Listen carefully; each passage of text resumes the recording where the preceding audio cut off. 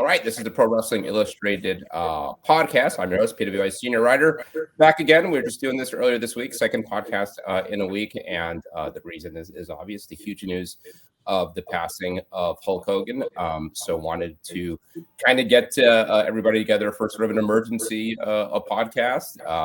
My co-host, as always, Brian Solomon. How's it going? Okay. I mean, I'm not going to say I'm happy to be here. Obviously, it's tragic circumstances, but this is an important topic, and it's important to be here to talk about it. Yes, and somebody that immediately came to mind when talking about Hulk Hogan and that era of pro wrestling, and somebody we wanted to have on for a while, as this is the 10th anniversary of the podcast, and we're coming up on the 250th episode. I think this is 249, so we just missed it. But we'll have him back on to talk about happier things, but couldn't pass on the opportunity to bring in Stu Sachs, former PWI publisher, editor-in-chief, the guy who is, in the big chair for all of Hulkamania, I think. We talked a little bit yesterday. Thank you, Stu, for agreeing to do this. My pleasure. I wish it was under better circumstances, but we'll meet again. Yes. Well, let's jump into it. So obviously, just one topic today: the tragic passing of Hulk Hogan. Wanted to get both you guys on to talk about it. I'm happy to sort of be a fly on the wall. I mean, I very much want to hear from both of you. The one thing that I will share is, watching all the news coverage of it yesterday, it struck me.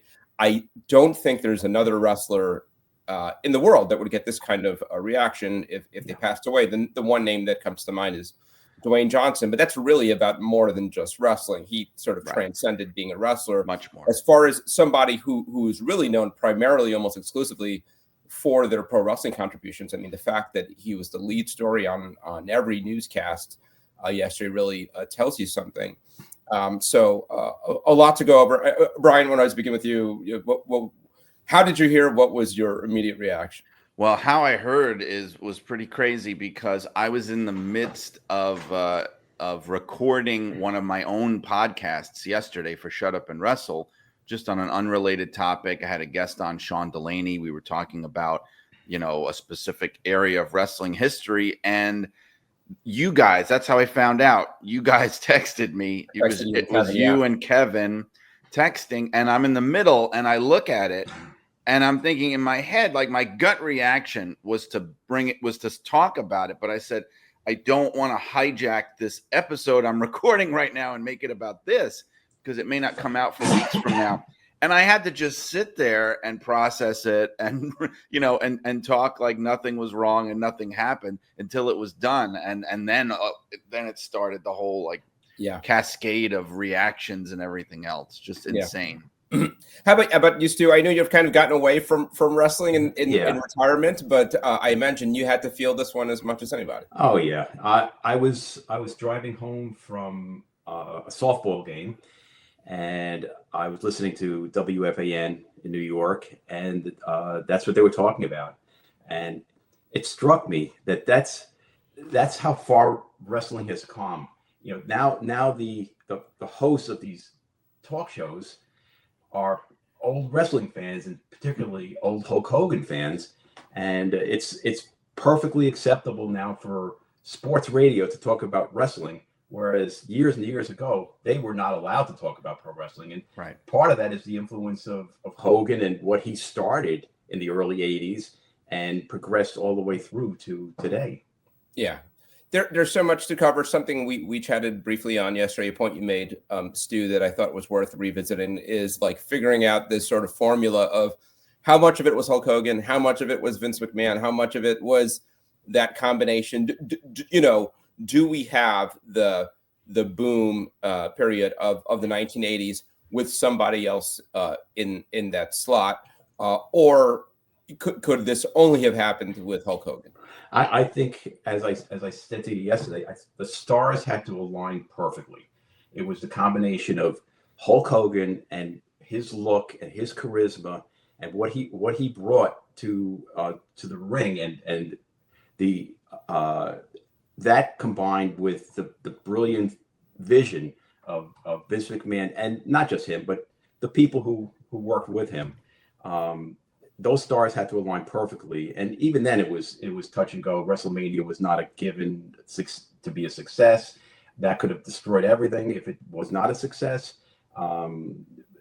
Everything just fell into place, and to give full credit to Hulk Hogan would be wrong. To give full credit to Vince McMahon would be wrong. It's really the combination of what those two men were able to, to bring to a field of entertainment that was successful, but on a limited regional basis, and to their abilities allowed to grow into this global phenomenon that we now know. Yeah. Brian, you and I are basically, in the prime age group for Hulkamania. Were you? I honestly, I was I guess you couldn't not be a WWF fan in the 80s and 90s and have some Hulkamania in you. But I was never a huge fan. There was other guys I took to more, the Ultimate Warrior and some others. Were you a dyed-in-the-wool Hulkamaniac? No, and it's not.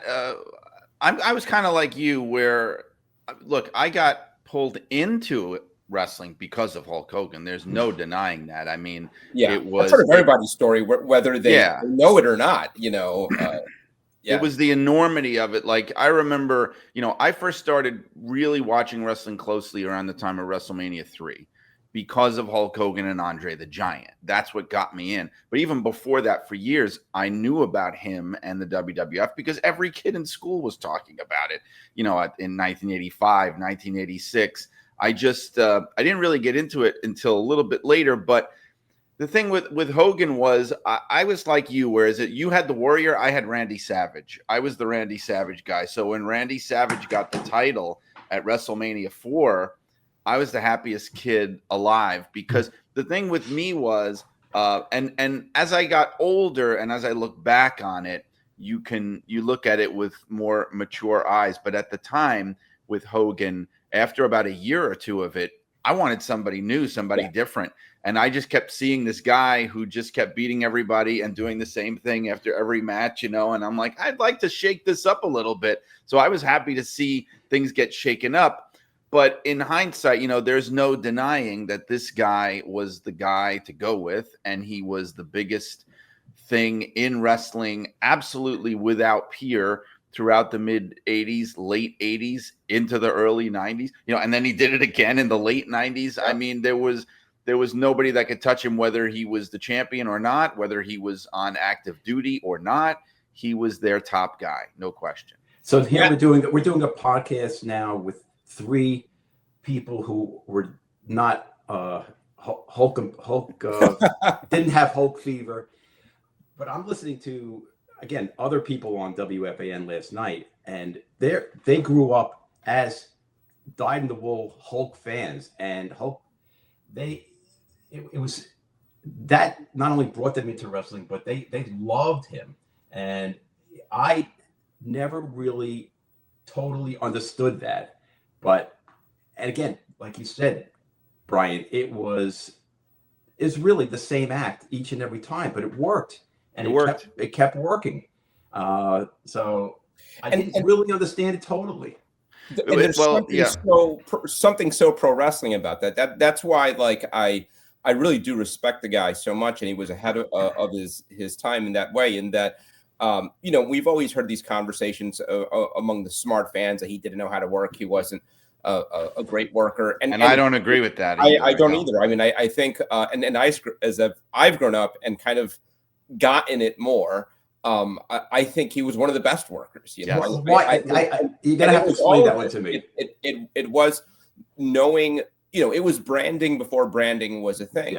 And the 80s, a lot of names, and it's been a rough week for Generation X between Ozzy and Malcolm Jamal Warner, now Hulk Hogan. But the 80s were about, the evil Russians, and it was Rocky IV, and it was He-Man and the Masters in the Universe. And Hogan got all of that, right? I mean, it was all wrapped up in one package, and that was Hulkamania. And he was just the perfect. And this was when good guys were still good guys. This was before the anti-hero and Hulk Hogan's and Steve Austin, I should say. And Hogan was just like train, say your prayers, eat your vitamins. It was as kind of like Saturday morning cartoon as it got. He was a superhero. He was a superhero. And it's amazing to think, like, it was such a perfect formula. He was Superman for wrestling. It was such a perfect formula that it's amazing to me that it was something that really hadn't been tried before. You know, I mean, of course, there had been major wrestling stars for decades and generations before. But this idea of why doesn't wrestling just have an out and out superhero? But also, what's 80s? It was, yeah, it was. I know this would have worked even in the 70s, post Vietnam. This was Ronald Reagan, Cold War, Gorbachev, Gaddafi. You know, Rambo. I mean, it was like Rambo, the era of all that stuff. Yeah, absolutely. Yeah. And that's what's it. And another thing that I think makes it so pro wrestling and makes him in some ways one of the most sort of like iconic wrestlers was that this might be the first time I curse on the show. It was all bullshit, right? I mean, like what we've come to know about Hulk Hogan, and there are pros and there are cons, but Hulk Hogan was not that guy. No. And it was in large part, I think, a very thought out, orchestrated act. And it really worked. And in some ways, there's nothing more pro wrestling than that. That's what I was going to say. I mean, that's the essence of pro wrestling. And one of the things that I wrote when I was kind of trying to eulogize him in a couple of places was that in this weird way, it's like he embodied wrestling at his best and at his worst. He embodied the things that are the greatest and the worst about wrestling at the same time. Yeah. You know? And I think, you know, we were talking just earlier this year when he made that appearance on Netflix. They got a lot of attention for the wrong reasons. Of the reality that I think there are now a few generations of fans that don't have the connection. They don't have that appreciation. And I think for them, it'd be easy to dismiss how big a deal it is. He was, because you bring him out in arena now and he doesn't get a good reaction. I think, you know, the reaction and the news stories really were a reminder of what a big a deal he was. And I think you touched on it. It wasn't just the hardcores. It was that everybody knew Hulk Hogan. He was like, you know, he's one of these 80s icons, Mr. T or whatever. Just everybody knew him. They knew he was a good guy. And there was a lot of affection for that character. I think more among people who didn't follow wrestling closely because it was just good and they didn't know that other side of him. It just gave them warm feelings, you know. And that's what it was about. But Stu, you were there. I dug through some magazines before getting on, and just in a minute was able to grab, you know. I had that first one there. You showed cover after cover. Wow. Of I had that one. Into the 90s, right? You had that one, and you had that one, and that's I had that one. I had all of these. Yes, I did. And these are, you know, it's mostly 90s. This isn't really even like the golden age, but you know, we talked a little bit about this yesterday, Stu. I know you said if you could, you would have put them on the cover of every magazine, basically. Well, yeah, I was exaggerating a little bit, but it reminded me back of the time when we were doing boxing magazines, and Ali was champion, and Stanley Weston. This is before my time. Stanley Weston had him on the cover every issue because he was the one who sold. Now, is that the proper way to do it from a journalistic standpoint? No, you want to cover all of boxing. You want to cover all of wrestling. And then, you know, the Hulk Hogan wouldn't be on as many covers as he was probably. But, you know, I'm not going to not put Hulk Hogan on if he sells, you know, 10 percentage points higher than Vern Gagne. Or Ric Flair. You know, Ric Flair was on his share of covers, but Hogan, he outsold everybody all the time. You know, so and the unfortunate thing for us was at the beginnings of the craze, we didn't have the access to Hogan that we really needed to do the very best covers. Some magazine, I don't know, somebody, WWF magazine. You remember that one, Brian? It rings a bell. Yeah. Well, hey, I wasn't there while that was going on. Don't blame me for that. I was a child. Let me just say there were a lot of AWA Hulk Hogan shots on the cover of PWI in the mid 80s for sure. You guys did what you had to do. Right. We found ways to get pictures of Hulk Hogan. Some of them were maybe a little dated, and some of them were not maybe this most scrupulous way of acquiring photos. But we had to do what we had to do. And, I think back now, and I don't know that I ever made this connection, but like in the height of Hulkamania in late 80s and 90s, I would see these pictures in the magazine that were so old, and it was like Hogan with like a lot more hair, and I'm like, why are they using these really old pictures of Hulk Hogan? We should have photoshopped up. We didn't have Photoshop back then. Yeah, cutting and taping. give him a haircut. As long as he didn't have the mushroom cloud on his chest, you could fool people. Sometimes you would. I think I actually, yes. Yeah, but still, this is something interesting. In you talk about smart fans, if that's the term, but sort of like cynical fans that are observing the business more closely. I imagine the PWI, the London Publishing, a newsroom was that a bunch of guys in their 20s and 30s who were looking at this with kind of a business approach at a time where most fans weren't that smartened up at the time. In that room, among that staff, what was the thought on Hulk Hogan? Were you guys fans? Were there people in the newsroom that were Hulkamaniacs, or did you guys even then sort of know that this guy, kind of full of it? Well, I don't think anybody was Hulkamaniacs per se. I mean, we were not really. I don't think we were the target audience of Hulkamania, if you will. We understood what they were trying to do, and our job was to present it to our readers and sell magazines. Yeah. Bill Apter was the closest to him, of course. He was the closest to everybody. He was our front guy. He was out there, and even when we were banned from shooting matches or talking to the wrestlers, Bill maintained a relationship with a lot of the wrestlers on the sly, and I think he talked to Hulk's mother on a daily basis. So, and he also had something to do with Hulk getting the part in Rocky, right? I mean, that's correct. Bill, that was.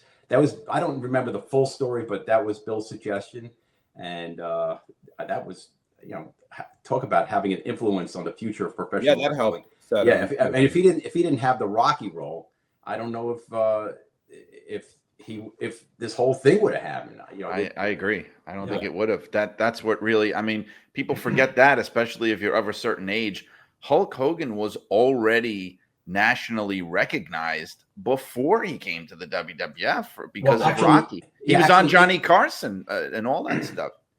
I think it was in between. He was in WWF in the 70s, late like 79, 80 as with Fred Blassie as his manager. Mm-hmm. He was a heel, and then he left and he went to the AWA, and I think it was during his time in the AWA that he got the Rocky role. Yeah, because he came back. The movie, because when he came into the AWA, he was still a heel from the WWF, and then the movie came out and they turned him, and that's really where you had him and Nick Bockwinkel, and he started talking about Hulkamania even in the AWA, but it was the Rocky thing. It was because of that they were like, "Whoa, this guy all of a sudden is a big star. Let's do something with him." They didn't do enough with him, but I think the Rocky thing is what led to everything else for sure. Mm-hmm. Yeah, that's where, like, in the conversation, who deserves more credit, what have you, and this is an answer to that. It's not an answer to that, but I think it's part of the conversation that the Hulk Hogan that we knew was pretty much fully formed before he arrived, returned to WWF in '83. I mean, we were seeing this character in AWA, and it was over like gangbusters, right? I mean, it was the tearing. I mean, with some evolution, but it was the tearing of the shirt, and it was a very simple Hulkamania. I mean, even did Hulk? I know Howard Finkel came up with WrestleMania, right? Right. But does Hulkamania predate? Hulkamania does predate WrestleMania, right? It does. I honestly don't remember it. Brian, you got it. They were using Hulkamania in the AWA. Hogan was talking about it, you could look up AWA promos where he's talking about Hulkamania. He's not wearing red and yellow yet. That's something that came in the WWF. But I mean, there was, so in other words, like when Vince was looking around at the end of '83 and saying, who am I going to go with? And he had all these ideas. Like they told me, I remember hearing that Dusty Rhodes was in consideration. There was Jimmy Snuka, Terry Von Erich, Jimmy Snuka, who was already there.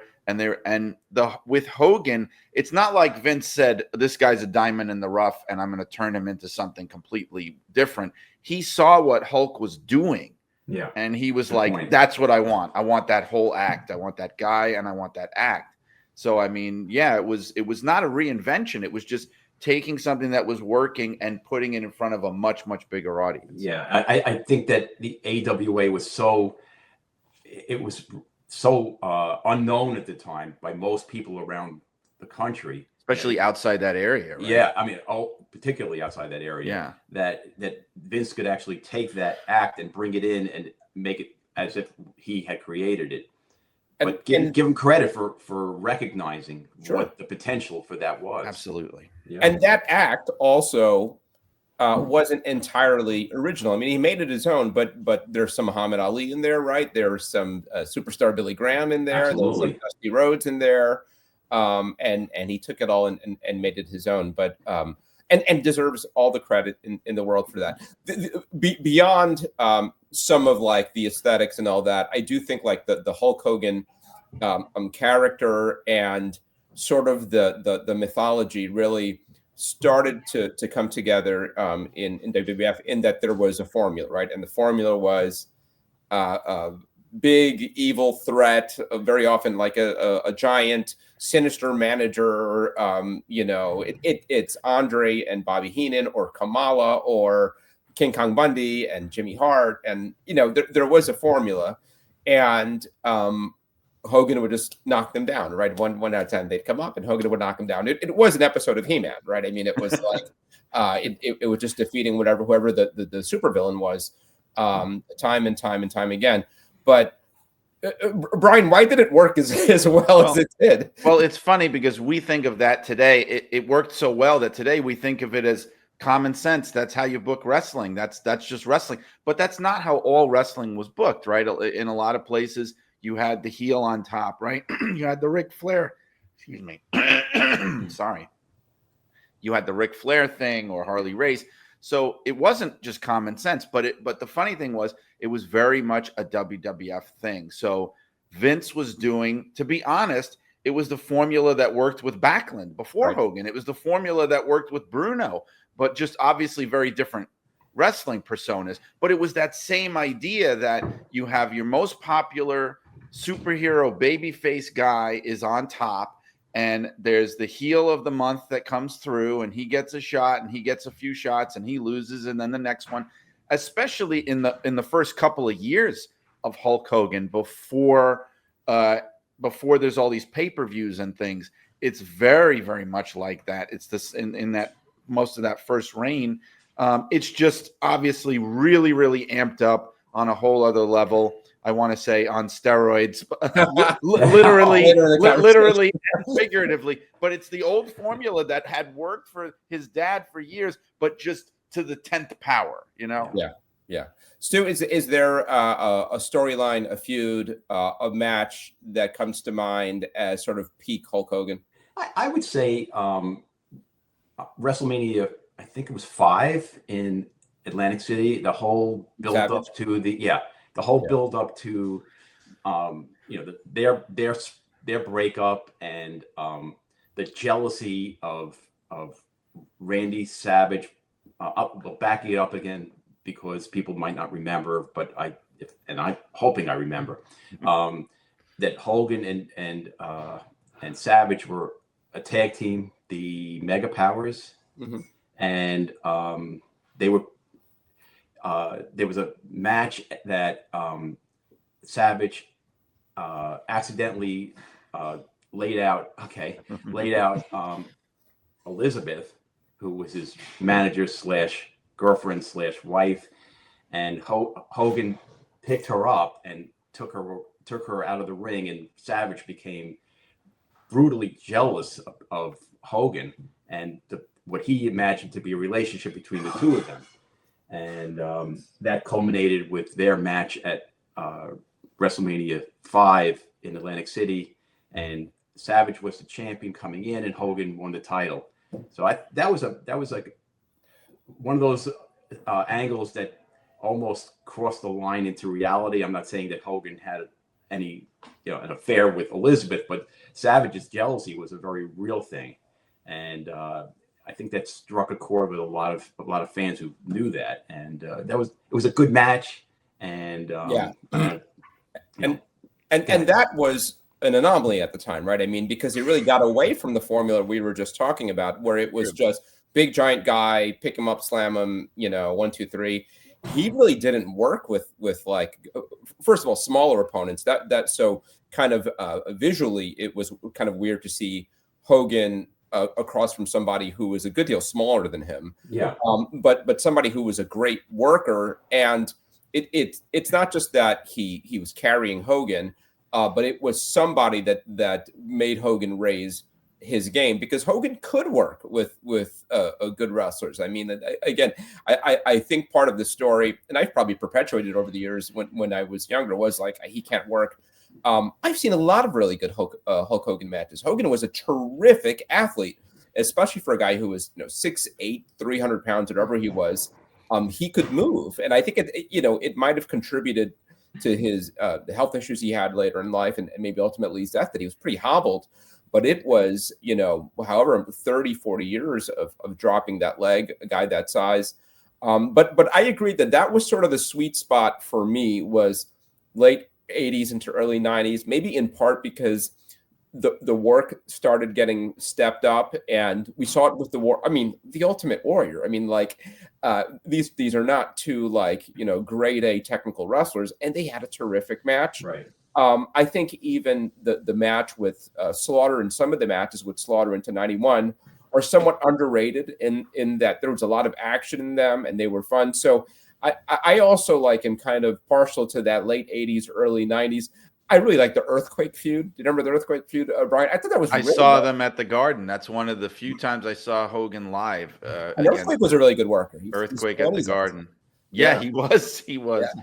He was. Yeah. The thing is, look, when we talk about Hogan being a great worker, I think it needs to be explained, obviously. The thing is this, there's all different styles of working in wrestling. And maybe I think sometimes when you're a kid, you don't realize all that. Hulk Hogan is not Ric Flair. Hulk Hogan is not, Jack Briscoe and Dory Funk Jr. You're not going to see those kind of matches. But in terms of what I think it means to be a good worker, which is like getting the crowd behind you, making the match exciting, manipulating the emotions of the audience, having people in the palm of your hand. Right. I mean, there's guys that can work. I think Larry Zbyszko was a great worker, and the guy spent half the match just walking around the ring and using to lock up, but he was driving people crazy. Right. So, like, in that way, that's what I mean when I say that. And I don't mean to say, because I agree he was a great athlete. He worked a certain style. And it really, really worked. It can't just be your fame and notoriety. If you come out there once the bell rings, you got to do something to get the people to love you and believe in you. And he did in his own way. He did. Like, and I don't want to beat up on you, Al, but like, for example, the Ultimate Warrior, I think, is the example sometimes of what people talk about when they say that Hulk Hogan wasn't any good in the ring. Because to me, the Ultimate Warrior is the example of the negative side of that, where it really is all show, all flash. And then when the bell rings, it's like he really needs to be carried. And he's, Hogan is not that. I don't think at all. I think Hogan really knew how to like structure a match and work a match and make it exciting. So I will withhold my Ultimate Warrior sorry, Al. For a future episode. But on this topic, I'll leave both of you. Was when you get into I guess 90, but he also lost the title to Andre in that wacky double twin referee thing. By the way, the most watched wrestling match in Yeah. American history. And a great angle. I mean, to this day, I'll show that to like my kids, and like they're like, "Wow!" I mean, that's just fantastic. Really well done. Stu doesn't think it was a great angle. I could tell from his Not a facial fan expression. of- no. No, okay. Okay. I did differ. It wasn't. I mean, so unique. How that was amazing. It was amazing. Was Hogan's run mishandled? Did they pull the plug too early? Because you talked about there was a feeling by the early 90s of like maybe this guy is overstaying his welcome, but also I do wonder if like they pulled the plug too early, if they had a few more miles in him, because I think by 91 he was still in his 30s. Was he like 35, 37, something like that? And we saw into the early 2000s he was a draw and still wrestling. So I do wonder, like, could they have kept it going longer than they did, especially if they were just looking to replace him anyway? I mean, they went from the flag waving Lex Luger, so it was maybe they were just looking for to try to get ahead of the curve, and before there was any kind of decline, maybe they were just looking for the next Hulk Hogan. And if they found somebody that would be the guy. So I'm not really sure if I know the answer to that question. Yeah, I do think like they needed to evolve it some, because where it really, really felt stale is when he brought the act over to WCW. And it was, and they couldn't use the same logo or the same music. So they just kind of like reheated it. And he was also a lot smaller. That needs to be said. Yeah. Yeah. And around this time, I my day job, I was tasked with writing about sort of Hulk Hogan's connection to Long Island. And the one thing that immediately came to mind was the steroid trial that played out here on Long Island. Stu, what are your memories about what that did to his again? He fostered this squeaky clean kind of BS image of the flag waving, train, say your prayers, eat your vitamins, and here he is on the stand acknowledging years of steroid use. What did that do to Hulkamania? Well, I mean, it really put a damper on it for people who still believed in it. He was out there just basically saying, "Hey, this is how we do it." We build up with steroids, and none of what I said was real. You're not going to get it by you're not going to become a Hulk Hogan by taking vitamins and saying your prayers. You got to take something else with it. And I think that kind of burst the bubble for a lot of people. But at the same time, things were already in a decline. Things were really taking going into a tailspin at that point. And the Hulkamania image was hurt severely. Yeah, and I do think that was the earliest kind of seeds of some of the issues that really kind of haunted him until his death. In terms of pulling back the curtain, and at least some people thinking, well, maybe this guy isn't as great as we think he is. Mm-hmm. I mean, he has some black marks on his career. I was thinking about it this morning. Do you guys remember in the lead up to WrestleMania 1, his appearance on the show called Hot Properties with Richard Belzer? Oh, yeah. Yeah. He almost killed the guy. He did. And Richard Belzer made the same mistake I made of kind of asking a wrestler to demonstrate a hold on him. And he paid the price, and that ended up in court. I think they settled out of court. But he took a pretty big beating from that episode. In my case, it was Sergeant Slaughter years later, and I asked him hey, this would be a great photo op. Put me in the Cobra Clutch.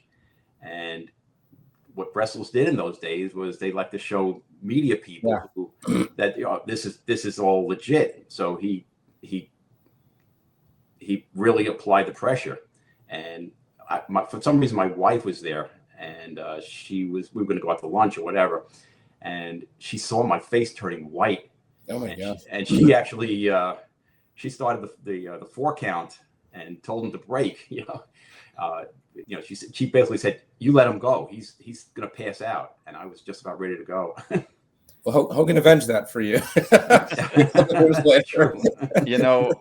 Richard Belzer supposedly. I remember when Richard Belzer died, that reading about how he had a chateau or something, in the south of France, some like massive mansion, and he called it Chateau Hogan. Oh yeah, it was from all the money that he got, which was millions and millions.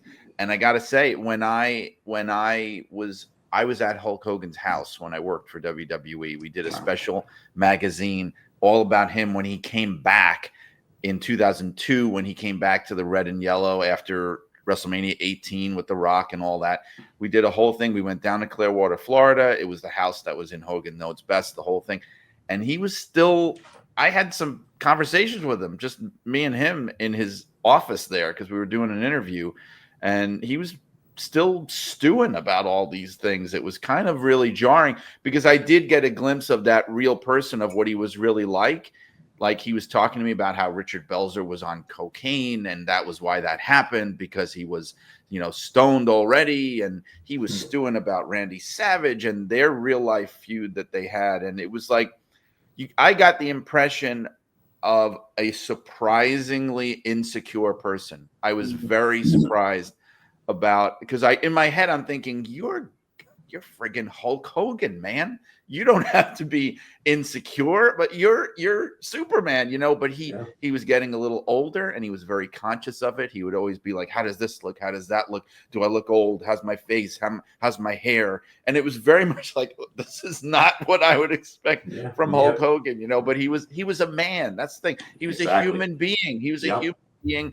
He got put up on this possible pedestal, which I think set him up even more for a downfall, because he was a very flawed person. Absolutely. And not, like you said, Al, not like at all the person that was being put out to the public. And I think it was almost like he was doomed to eventually have a downfall, because the real person and the persona were so different from each other. Yeah. And that's so the case. And he was such a worker, a carny, right? That it became this running joke that Andre would always put on another like 100 pounds when he tell the story, of slamming Andre.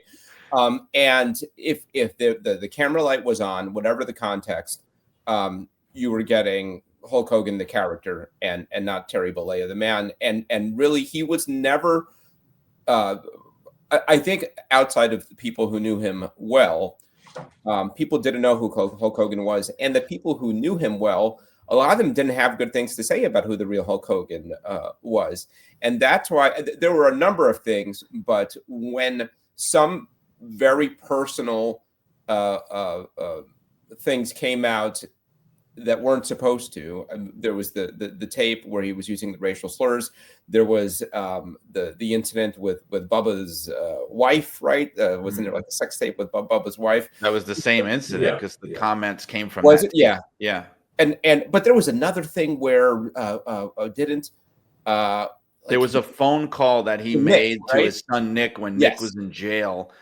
And I guess they had a record of the phone call, because it was, through the penitentiary, and he was saying more racist things. So basically, what that established in a lot of people's minds was, this was not just some one-off thing where he said something that he regretted. This is really like who he was. That's what people took away from it. And there were stories from lots of people. There were the Savage Liz stories, about improprieties. The Warrior, who wasn't the bastion of good taste or anything. Even he had really unseemly things to say about Hogan. So you did start to get a glimpse of like, oh, this guy's really full of it. This is not at all the person that we see on TV. Well, Brian, let's talk about how you've mentioned the fall of Hogan a lot. What was that fall? When did we start to see it happen? And how did that ultimately kind of manifest? Well, like you said, the earliest cracks in it would go all the way back to the steroid thing, where I think the worst thing that's what I was going to say. The worst thing he did, it wasn't even doing the steroids, because to tell you the truth, Stu, I don't know how you feel about this, but I remember at the time not that everybody knew, but it was sort of this open secret, like, yeah, all those guys are on steroids. It was just a thing, and no one, you just said, yeah, that's why they look that way. They're all on steroids. Same as baseball. Everybody's hitting 65, 70 home runs, and everybody knew with Sosa and McGuire. It was great for baseball because everybody came out to see these guys. And what he did that was really the huge mistake was to not come clean. That was where people were like, oh, this guy's full of it. Just admit what you did and let's move on. To give that cockamamie thing, if you ever saw it, where he's on Arsenio and he's just saying, oh, yeah, I did it one time and it was legal. And it's just so, even Arsenio is like rolling his eyes. Right.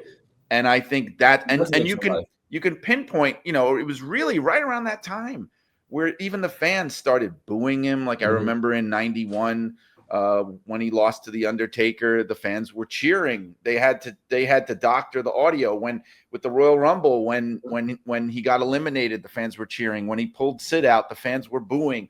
All that kind of stuff. I think it comes from that. And then years later, obviously, much worse things happening with that tape was something that he never recovered from. Yeah. And yes, it was, an invasion of privacy in the first place that it even got out, obviously. I mean, but the stuff that he said on there superseded everything else. People just couldn't believe it. And again, like what happened in 91 with the steroids, his biggest downfall was that, I remember we talked about this in the past, he never seemed like he was honestly sorry or contrite or regretful or like he was going to try to fix this or make it better.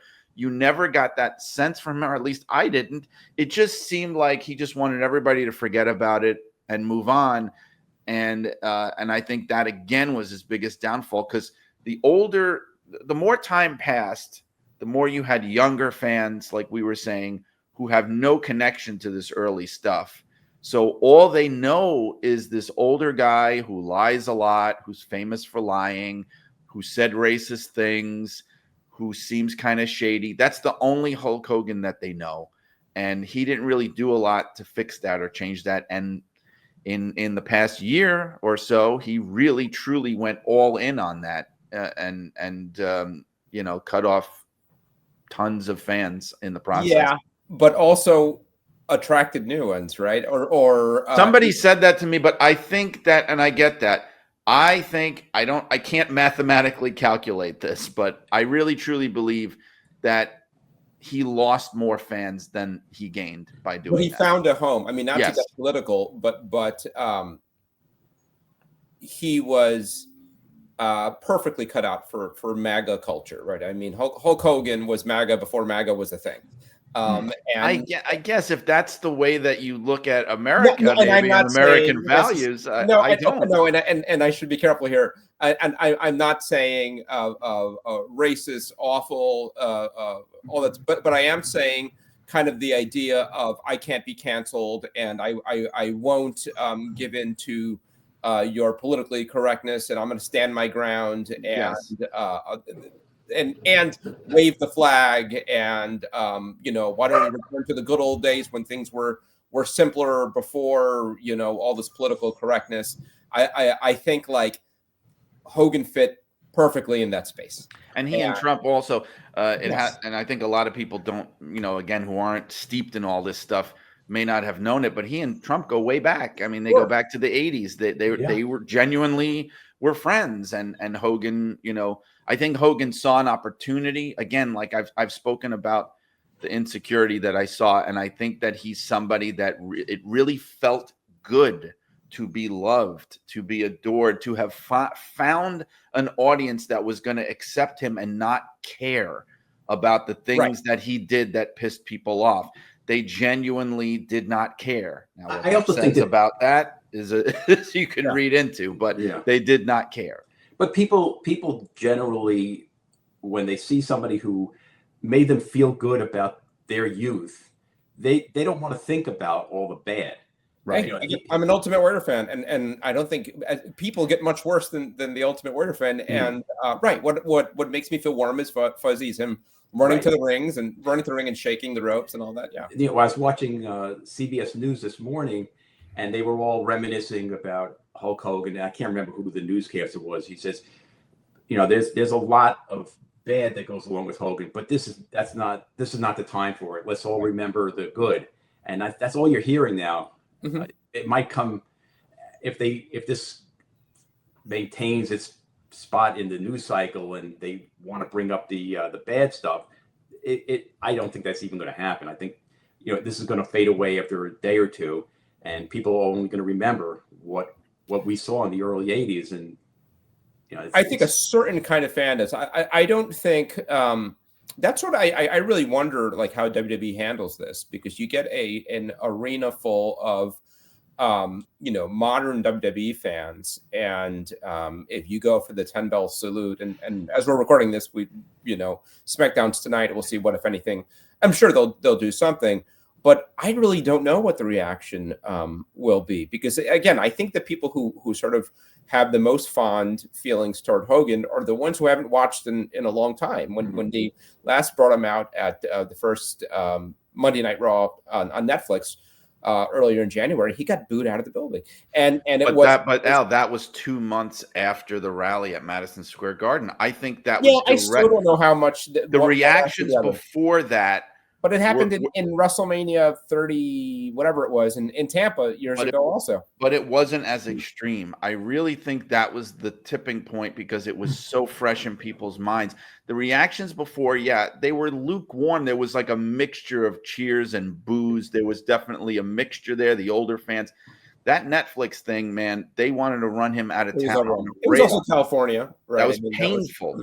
But, right. There's a big difference, though, between somebody coming back and, you know, the reaction of people versus somebody who just passed away. And yes, I think the people's reaction is going to be completely different. I think overall, you know, they're going to, you know, remember the good. Yeah. The other thing that I think is worth mentioning is really before the tape came out and before the seediest of stuff came out, I think some of the negativity around Hulk Hogan kind of coincides with the internet really beginning to take off and online fans happening. And if you remember, during those WCW years, especially towards the end, it was the first that, like, a lot of the politicking in pro wrestling was sort of put out in front of fans. And I think Vince Russo only kind of embraced that and incorporated it in the product. But it was the first that you really saw, and it was acknowledged in public, you know, that doesn't work for me, brother. And how much that was happening, right? And the idea that he was making you know, as well as he did playing the Hollywood Hogan role in WCW. And I think he was a terrific heel. And I think that heel turn was one for the ages. I also think it's in WCW that his reputation as kind of the ultimate politician in wrestling really exploded. And there were a lot of negative feelings toward that too, because there was this perception of, you know, you had all these great young workers in WCW. And some of this was unfair, I think, very much. And they were being held back, and Hulk Hogan was making more money for all of them for absolutely dogging it in the main events. But I think it's in that WCW era, maybe somewhat unfairly, because I think a lot of this was going on throughout his career, but that reputation really began to sort of develop as a politician in wrestling. Right. And he had the final say on creative. Right. And that's unprecedented. You know, that he could veto any angle, and what he wanted was going to happen, and what he wanted, it was always going to be to his benefit, not necessarily to the company's benefit. Yeah, I think I carried into TNA. I mean, even though it was kind of a short stint, but the idea that he just came in and it became the Hulk Hogan show and brought in all his cronies. And there's Bischoff, and there's, you know, all these guys who were he would bring with him everywhere he'd go, and he sort of bigfooted everything that was going on in TNA.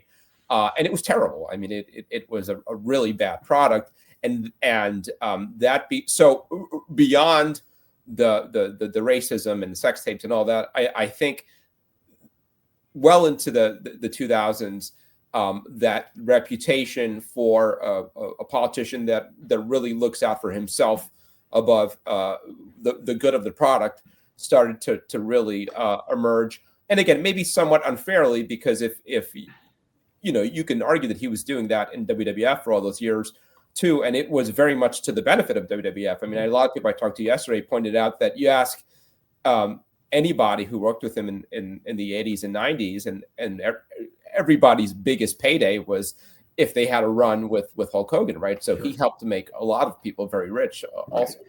I think the bottom line is we just don't want to know everything there is to know about our favorites. Every musician, every actor or actress who we learn about their real lives, they don't shine very well, and we're probably, I don't even want to watch things anymore because I don't want to have a bad feeling of all these people. But no matter what, they all have, they all have their negative sides, and some more than others, and probably the less we know, the better. Yeah. Stu, on the sort of WCW Hollywood Hogan era, again, I pulled up a bunch of magazine when he was on the cover then. What was that era like? When you talk about the boom period of the mid 90s, the Attitude Era, how much of that was heel Hulk Hogan? Because really, before even Austin took off, the first thing that really caught fire in 96 was the NWO. And I mean, I think Hall and Nash had everything to do with it, but Hogan really was like that puzzle piece that he took it to the next level. Yeah, he was the final piece. It was amazing. It was, all throughout my years working for PWI, I always said, we're never going to see an era like this again. We're never going to see an era like this again. Well, we did. The early 80s and into the early, like just before the early 90s was so big, and then it died out, and we said, well, that's it. We had our run. We're never going to see anything again like this. But then that whole NWO thing happened, and to bring it a step further, when WWF started to really get hot again, with Austin, then we were able to do something that that WWF magazine could not do, was to play the two companies off of each other. And we did that all the time. We just tried to basically, it wasn't just NWO versus the WCW wrestlers. That was fine and dandy, but fans were really into this whole Monday Night War, and we just capitalized on that to a millionth degree. And that was a great period of time for us. There was a period where Kappa was doing WCW magazine, right? Yes. Was Hogan there for any of that? Yeah. That I'm trying to get my dates straight. 94 is when he came into the company. No, so it would have been prior to that. Yeah. So it was, like Brian Pillman and Sid Vicious and those guys. They had talent, but they weren't really doing all that well at that time. And we got we did a deal with WCW to produce their magazine, and it was okay. The magazine I thought was pretty good. It was not on the level of WWF magazine, but it was a high quality magazine in terms of how it was, the production and the paper and all that stuff. But that was you're right. That would be prior to Hogan's arrival. But they were cooperating, right? Because I mean, do you remember the story behind like a picture like this and there's Hogan with a big Wrestler of the Year trophy? So you guys had some access. Oh, absolutely. Yeah, they were great. Even after the magazine stopped being produced, they always were very cooperative with us, and they knew that was just another place where they can get publicity. And Bill Apter was, I think that picture of Hogan with that trophy that was presented by Bill. They did not limit our access in any way, shape, or form, and we always had a fantastic relationship with them. Yeah. I asked you yesterday if he ever came into the Rockville Center, and he didn't. Was he ever in Pennsylvania? No. No. You don't get that kind of access for Hulk Hogan. Yeah. And then obviously the sort of last chapter that I think it's significant was the WWF return in the early 2000s. I was there in Sky Dome in Toronto for the match against The Rock, and before I even got into the building for Sky Dome, I remember waiting outside with the throngs of fans to get into the building, and the Hogan chants were so thunderous, and he was a heel theoretically here. Yeah. And I could tell it was going to be something special. And then obviously they flipped the script, and Hulkamania was way back. Brian, you were there, WWF, early 2000s. Do you remember? Did you feel like the company was caught off guard with Hulk Hogan still meaning this much to that many fans? I felt off guard. A lot of people did feel off guard, but later on I had heard that there was some anticipation that this could happen. Like there was some thought, let's see what happens here. In fact, I remember then hearing that he actually had his red and yellow gear with him because they were on the fence of how they were even going to play it. Like there was a thought that maybe they just have him come out that way and see what happens and shock everybody. But or maybe the next night on Raw, whatever it is. Like there was I think they were a little bit prepared, but it was not a certainty. Thank you. Yeah, this was going to happen. It was not an absolute certainty, but it was. But once it did happen, absolutely, the company just pivoted on a dime. Yeah. Now we have to go all in on Hogan. I remember people going nuts. They came up with a new logo, Hulk still rules. My great friend Anthony Cali came up with that. All these new Hulkamania logos. We did a magazine. We were doing, like, I couldn't believe it. Here I am. I'm a kid who grew up in the 80s. It's all these years later now. I'm a grown man. I'm working for the company. And it just felt like, holy crap, Hulkamania is happening again. I can't believe this. This is impossible. Yeah. And they never tried to force it down anybody's throat. It just happened organically. And that was the beauty of it all. I mean, well, there were so still real. a lot of leftover Hulkamaniacs from the 80s and 90s because, we would have been in our 20s around then. So there were, I think Hogan then was what Cena is now. Yes, that's a good point. And I mean, you remember the buildup for putting the world title on Triple H that year. He just came back from the injury and that huge reaction in Madison Square Garden all the way to WrestleMania, dethroned Jericho for the world title. They took it off of him within a month or so and or a couple months and put it on Hogan, who was he in his 50s by then? Or let's see, 2002. Maybe not. Maybe it was just he would have been 48, 49. Yeah, so he's like AJ Styles' age now. But I mean, by Hogan standards, could still go well enough. Here's one I got. I had my son go fetch this one in the basement for me. I got this at an antique shop on the Jersey Shore last month. So there you go. It's June 1986. I can't see the headline. Randy Savage proves Hulkamania is dead. Will WrestleMania 2 make it live again? That was the first Hogan Savage feud, which was really good. Yes, the one where they were matches. Madison Square Garden. They had some great matches. Yeah. I think that was one of those magazines that came out just prior to WrestleMania, and we had to come up with some kind of a very general angle that would play after WrestleMania because we knew that the magazines would sell after WrestleMania, but we had no concept of of a finality to the angle.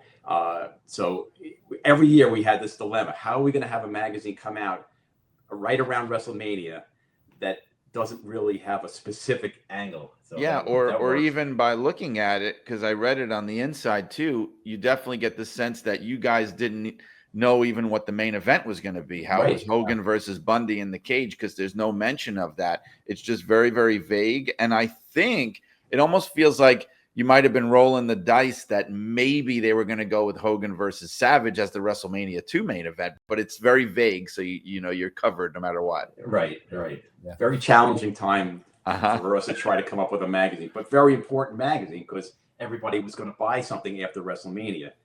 In terms of like those iconic Hulk Hogan magazine covers, I don't have it in front of me. I have it somewhere in a box somewhere. The one that comes to mind was the illustrated one of with all the huge muscles and him tearing off the shirt. You tell us anything about that one? Yeah, I don't remember the name of the artist, but I don't remember how we found him. But it was a fantastic cover. He did an amazing illustration, and that magazine did not sell well. And I knew, and I knew that things were going to go downhill at that point. What year was that? Do you have any idea? I'm gonna see if I can look it up. Well, I'm guessing it was a 91, maybe. Let me tell you, that was the first issue of PWI that I ever bought new off the newsstand. Oh, and you were the one. Yeah, I was the one. So that came right out of WrestleMania 7 when he got the belt back from Slaughter. So it had to be somewhere around that early 91, maybe May 91 or something like that. So when that kind of died, we didn't think it had anything whatsoever to do with the fact that it was an illustration as opposed to a photograph. Hogan chewing on that magazine. That's so weird. What is that from? Yeah, this was another magazine cover. So the cover within the cover, the 25th anniversary issue, and it's Hogan holding that photo. And that cover was an exact steal from Sports Illustrated's cover of Muhammad Ali on their whatever anniversary issue. So we just replaced it with Hogan, and we actually got their permission and the permission of the photographer to replicate their cover on Pro Wrestling Illustrated. Yeah. So to kind of wind down here, let's talk a little bit about legacy, good and bad, Brian. I mean, what ultimately, how is wrestling different for Hulk Hogan having been in it and achieved the heights that he did, for the better and for the worse? It's different in that it still exists, and I don't think it would if he didn't come along. You can't overstate the level of importance. I mean, he's the most famous professional wrestler probably of all time, certainly of anybody's living memory who's alive today.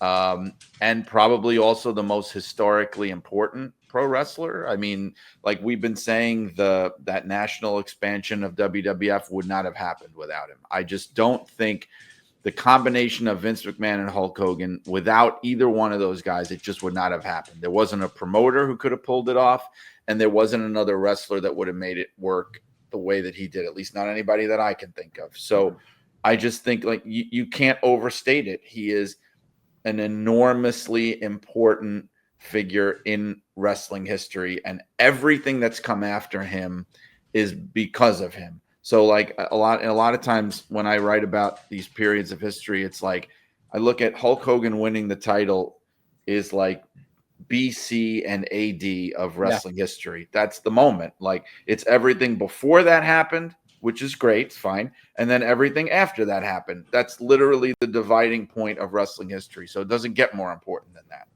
Do you literally think wrestling could have gone away, or would it just been, would have been like the local monster truck show or something? Yeah, maybe that. I think that the WWF would have probably failed. The whole territory system was already destroyed. I just think the whole thing would have crumbled down into something very minor league and low rent, maybe like what roller derby is today, or like you said, monster trucks or something.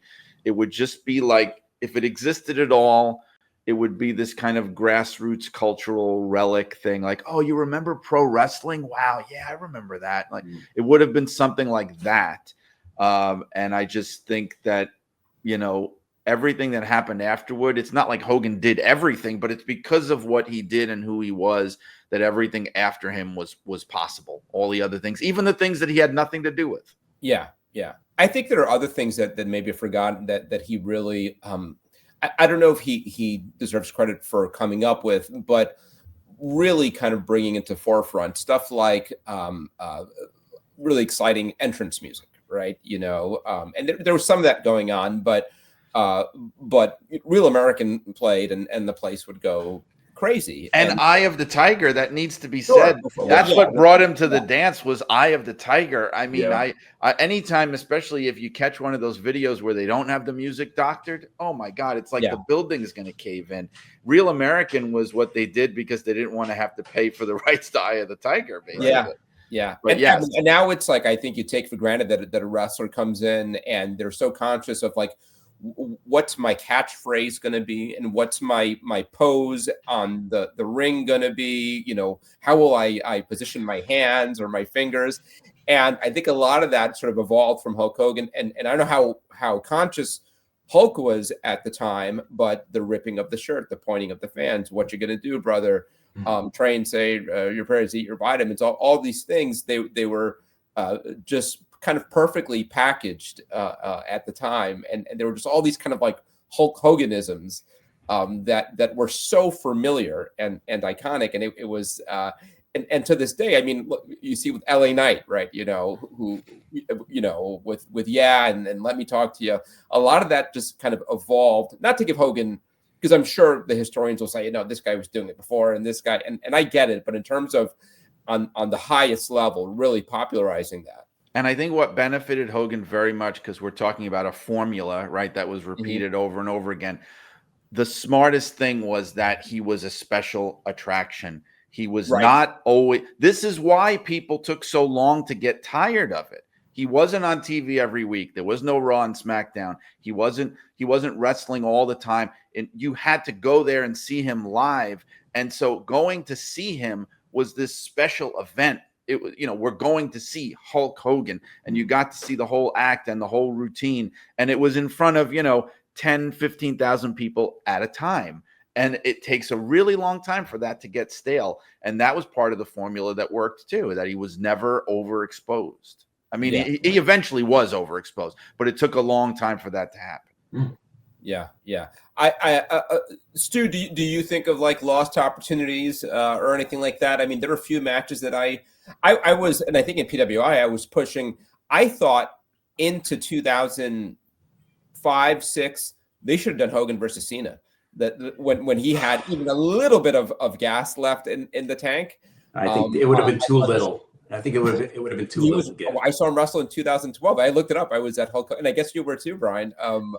His last singles match ever. Barely Legal. Yeah, was that No, that was not Barely Legal. Bound for Glory 2012. Bound for Glory. Was it 2012 or 2011? I think it was 12. But I mean, and he could barely move. But yeah, I was there. Got a match out of him. That was his last singles match and his last televised match. Yeah. In 2005, he was doing matches with Shawn Michaels. I mean, he was still kind Randy of working. Orton. Yeah. So his last WWE match was SummerSlam 06 against Randy Orton. Right. So I think they could have gotten a Cena a run out of him. The big one is Austin, right? That was the one that I think people and they were both there. You were there at the time. I got one. I was present for the only time that Hulk Hogan and Steve Austin ever shared a ring. So basically, the thing is, and I know Steve Austin posted a glowing tribute to Hulk Hogan on social media that I saw this morning. But I remember at the time, there was real animosity there, particularly from Austin. Hold that thought. I'll be right back. Sure. Okay. Al, I was in the middle of something. Go on. I just got to open the door. Oh, okay. Continue. So there was real animosity from Austin towards Hogan, and I think it had to do with stuff that had happened in WCW when Austin was on the way out and feeling like he got buried there. And then, feeling like Austin had done so much to save the WWF. And then all of a sudden Hogan comes prancing back in and they're going to give him everything on a silver platter again. So there was a little bit of bitterness. And Austin, from what I was made to understand, did not want to work with Hogan. Hogan would have been fine doing it because I think Hogan was always savvy about where am I going to make my money. But Austin really was against working with Hogan. And that's why that never happened. But when Hogan first had come back with the NWO, they did a tag team match. I think it was in Detroit at the Joe Louis Arena, where it was Hogan and Steve Austin and The Rock versus Hulk Hogan and Scott Hall, if I remember right. And it was the only time that I think Hogan and Austin had ever locked up in a ring, and there was never a singles match. But I think the politics killed that match, basically. And what's funny, you talk about, legacy. I wonder if Austin would have been like that were it not for Hulk Hogan. That was a very Hulk Hogan, approach to the business, right? In terms of, and you think of Austin during his big run, where he was, the word was refusing to work with guys left and right because he was so protective of his character. And again, I wonder if he is like that were it not for Hulk Hogan. Well, groundwork for, he wouldn't have been the first. Hulk Hogan wasn't the first prima donna main eventer for sure. Let's not, certainly not, but definitely when you get to that level, when you read about Hogan and you see the documentaries and you see the things about Austin too, there is a certain similarity in the sense that you fight and scrape to get to this point. You can't believe you're there. It's like a dream come true. And then you are going to do whatever you can to hold on to that and make sure nothing screws it up. And you become very, very conscious and sometimes even paranoid of possible threats to you. For sure. Both of them had a little bit of that. But it's very important to note what you said, that you saw the tribute from Steve Austin, and it was very positive. It was. And all you're going to see, I think, are people saying very, very positive things about Hulk Hogan. All the people who may not have liked him in the business, they're all going to say positive things. I think that's going to carry over to his legacy, and people are going to, I don't know if they're going to completely forget about all the bad, but the prevailing opinion will be that this was like you said before, the Babe Ruth of professional wrestling, and we owe it all to him. And yes, he was a flawed human being, but we and the business would not be where it is without him. Yeah. And I think it's interesting that the tone of, and as you said, everybody was pouring out the tributes, but I do think that it's interesting that by and large, the tone of them were about his influence, his contribution, and with some exceptions, there wasn't a lot about like, oh, he was a great guy, he was the sweetest man or anything like that. It was about like, this guy drew a lot of money and that kind of stuff. And I think that tells you something too, that that there wasn't as much on the personal side. Lastly, for me, kind of a quick question: what is the right superlative for Hulk Hogan? Is he the greatest wrestler of all time? Is he the biggest star of all time? I guess it all depends on how you define the greatest wrestler of all time. I mean, when I think the greatest wrestler, I think of somebody who could actually perform in the ring with technical ability. So I think he was probably the most influential star of all time. Not probably, definitely the most influential star of all time. And I think that's how people are going to remember him, in and out of the business. Yeah. Brian? Yeah, I mean, I would say something similar. I think you could definitely make a very confident case that he was, number one, the most famous pro wrestler of all time. I mean, I think that's something that can very safely be said about him. Like I said, certainly in our lifetime. And number two, that you could say that he was probably the most important historically pro wrestler, like to the history of pro wrestling. Like in the same way, like Vince McMahon is most important promoter and probably most important human being in the history of professional wrestling, regardless of who he was as a person. It's the importance, that we're talking about. Absolutely. Thank you so much, guys. Before we head out, did want to mention latest issue of Pro Wrestling Illustrated. Pick it up, PWI-online.com. Kevin couldn't join us because he's wrapping up the next issue, and I imagine maybe hustling to get something in there referencing the story that's going to be one of the biggest of the year. It's on the cover. Yeah, I don't know. I mean, it's like you got a date or so, I guess. Do you remember ever having something like this, Stu? I mean, in terms of the last minute huge story to squeeze in there? That's a great question. I mean, in terms of deaths, who we've had big ones over the years, but I mean, when you're talking about the biggest star of the year, the biggest star in wrestling history, this is going to be one of the most profound losses. Also, again, I don't know who else in the wrestling space dies and is the lead story on NBC Nightly News. No, yeah, I don't remember anything, but from the, from our little world of producing wrestling magazines, this is a, like you're having an emergency podcast. They have to have an emergency issue and really, all hands on deck to try to create something very quickly and get it out there. Kevin might be digging through the old. That's my opinion. I have no influence over Kevin anymore. Yeah, Stu, thank you so much for coming on. We'll get you back on to talk. Just reminisce before Brian. Anything before we head out here? You want to plug? Yeah. So as always, I'll mention my book, Irresistible Force: The Life and Times of Gorilla Monsoon. It comes out in September. It is going to be going to press shortly, and I just discovered that I, thankfully, am going to be allowed to record and narrate the audiobook version. Awesome. Yeah, I was hoping. I speaking of Hogan, I politicked for that, and I got it. So thankfully, the legacy. It'll be me.